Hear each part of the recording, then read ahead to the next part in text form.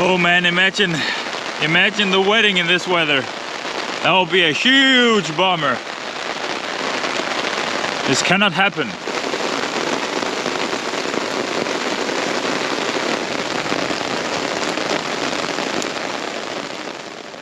This is the Q&A that I said I would do, because I've wanted to do that a long time, and I think it's a good suggestion and a good way of giving some insight into who I am and what's going to be future projects for this channel and ambitions and all that stuff.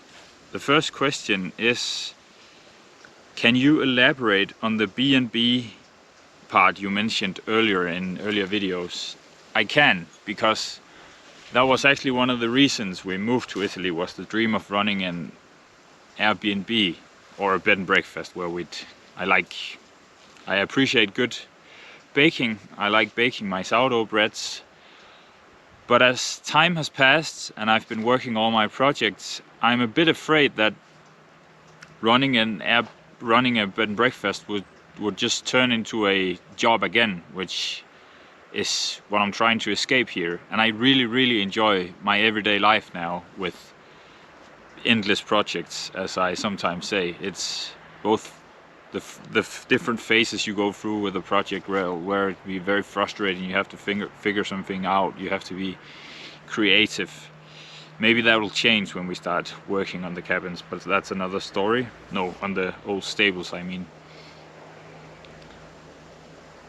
So actually, I think what I'm trying to say is, it's maybe not so much Stine and I have to discuss what we want, because it was a mutual dream that got us here, that we wanted to do the bed and breakfast. But I'm leaning more towards doing a vacation home. So we just clean once a week and we have a bit of income during the summer. And some people might think it's fun to have a huge garden you can walk out into and see some guy doing work on the property, either in vegetables or what else I might be building. So yeah, that's the best answer I can give to that question, I think.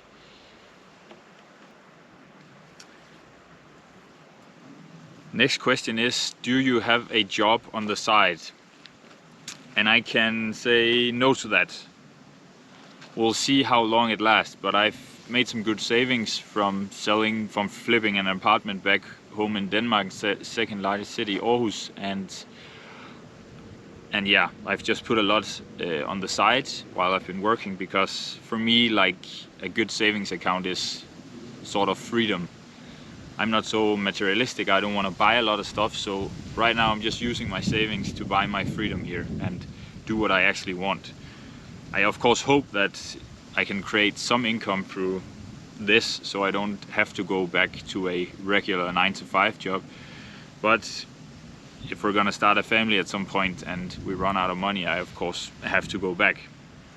But I hope it won't come to that I can figure something out, like maybe start selling biological vegetables, or I get the olive trees going so we can make our own brand of olive oil, do a little bit of storytelling so people won't mind paying a bit extra for the brand. And yeah, of course, where the main focus would be having the best oil possibly, best olive oil possibly, or make my own wine. There's old wines on all the slopes where you couldn't do vegetables. There's old wines, so I'll just have to build a new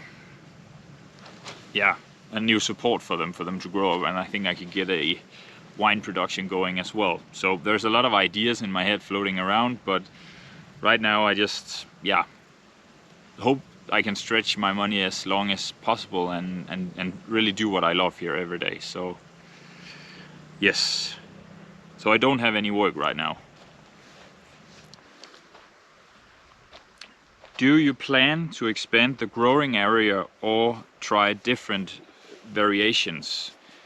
And by variations, I think the person asking this question means different species of vegetables. And yeah, I want to try everything, like pretty much in the area we are in here. Like, I can also answer another question on the list, like we're exactly on 500 meters above sea level, so that's our altitude.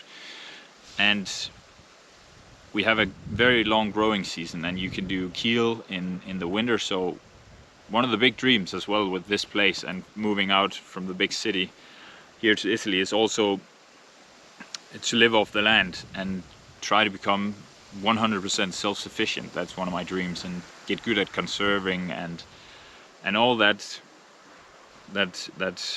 connected to this, and maybe some animals in the future. I don't know.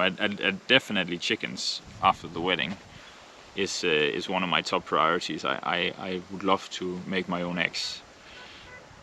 And yeah, next year it's not like I'm gonna do all the land at once, but next year I'm gonna try it. It's like where I have my vegetable garden right now is three terraces, three pretty big terraces, and I'm only using the big lowest one. I'm gonna do the two other ones on the other two levels next year.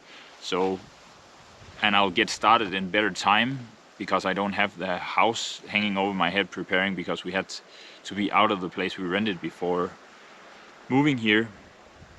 So I can get started in proper time and hopefully get a way better yield, because the issue I hit when I planted it all in the beginning till mid-July, all my vegetables and tomatoes and all that, and that's pretty much where it stops to rain, and that's a big issue because the vegetables really need water to grow. So it hasn't been the best, but if they get those 2-3 months through April and May, the vegetables will have been established and have roots down into the ground, and it'll be another story.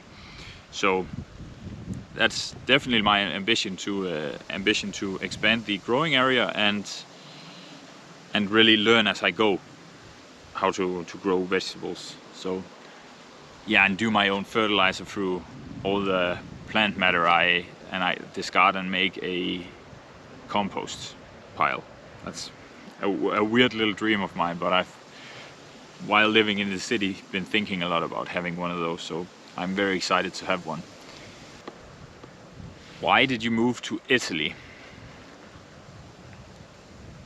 We picked Italy because a lot of Italian culture is centered around food and proper food. Italy is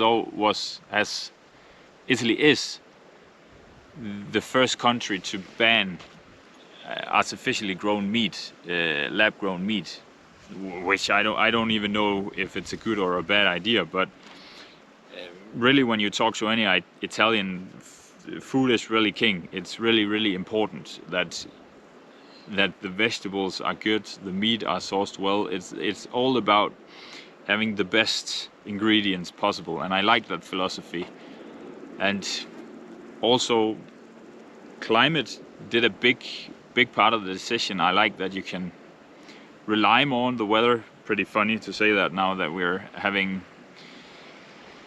getting bad nerves from what weather we'll have on our wedding day, but the season is a bit, what I'm trying to say with that is the season is a bit longer down here, and I like that you can rely on the fact that it'll be a good weather during the summer, and those nights where you can just be outside in shorts and t-shirts through the whole night because it's nice and warm. We have very few of those in the north, up in Scandinavia, in Denmark in particular. So also the climate, and I think also the laid-back culture, which is one of Italy's big issues and big pros, in my opinion, that they really live in the moment. Like we get frustrated down here as Scandinavians by how hard it is to make an appointment far into the future. They're very day by day, and you need to call me a week before or else I won't remember.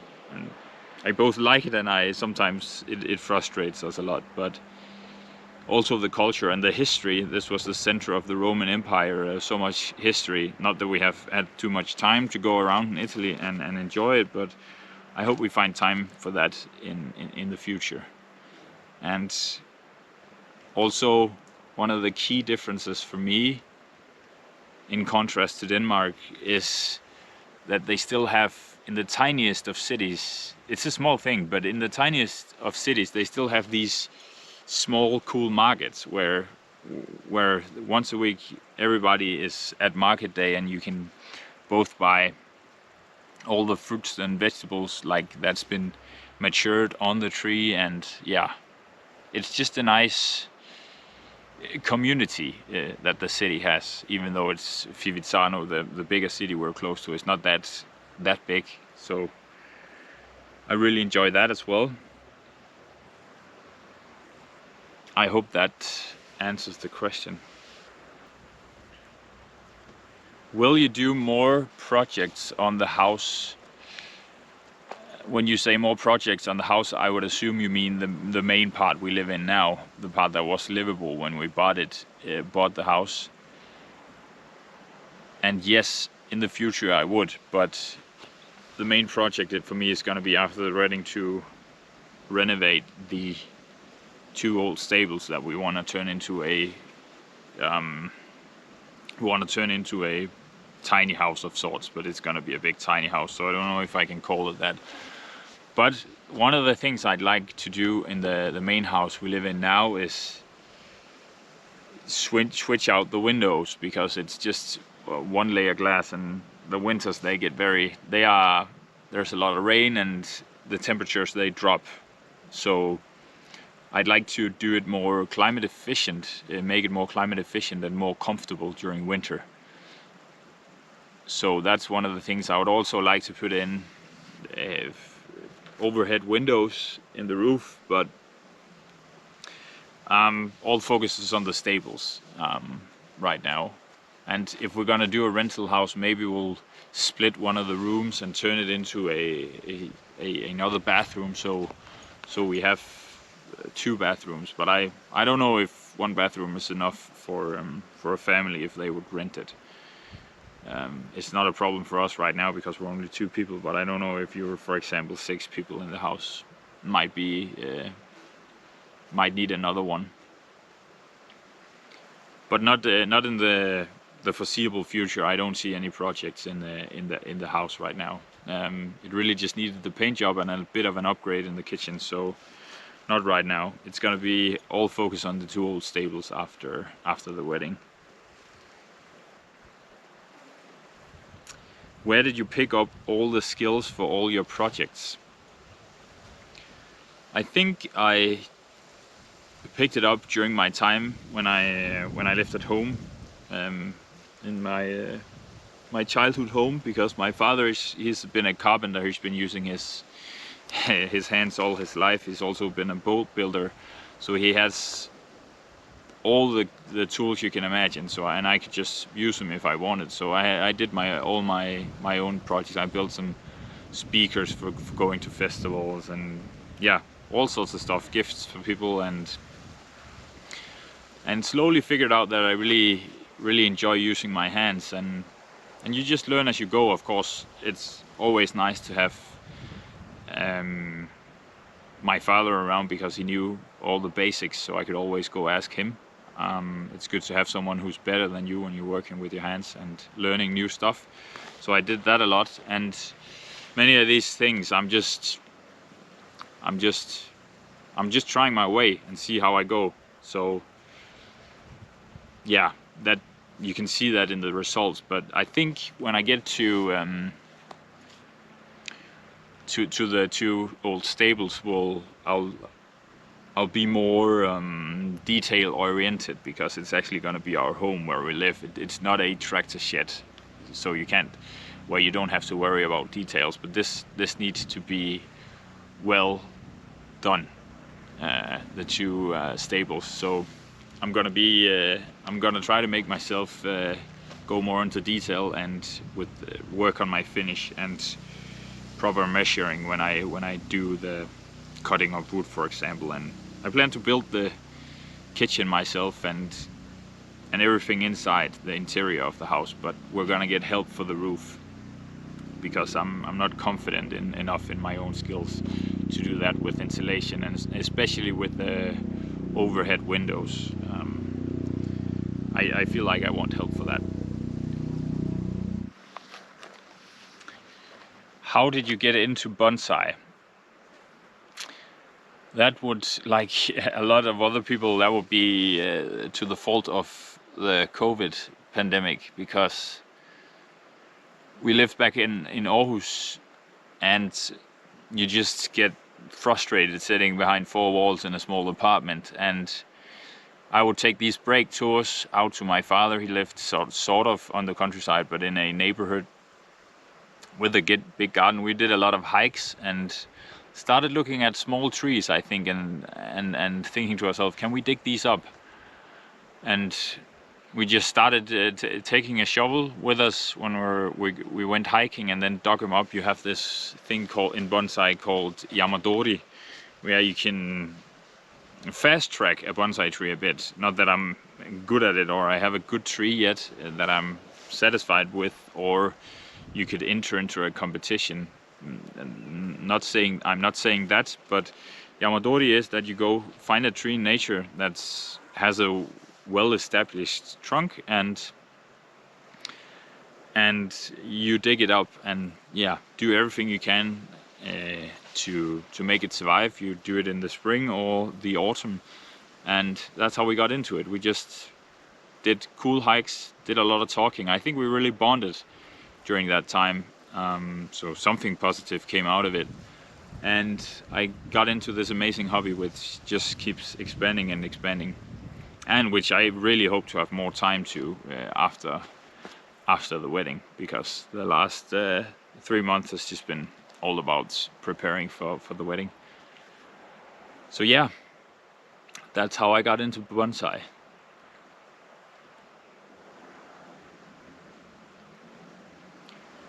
What is your backup plan if it rains on the wedding day? That's a good question. But for example, that's what I've been taking a couple of measures during the last couple of videos, for example, and that's also what I'm working on now. Here the week before is I'm extending the tractor shed, so you can just throw a tarp over it, so you'll have even more dry spots. And that's what I did over the bar as well, so you can stand and make your drinks in a dry spot.